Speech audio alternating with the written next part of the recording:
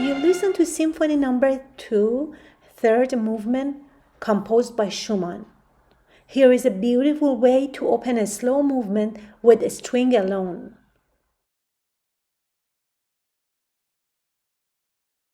Notice the violins in their rather non-descriptive register are doubled to give them more body.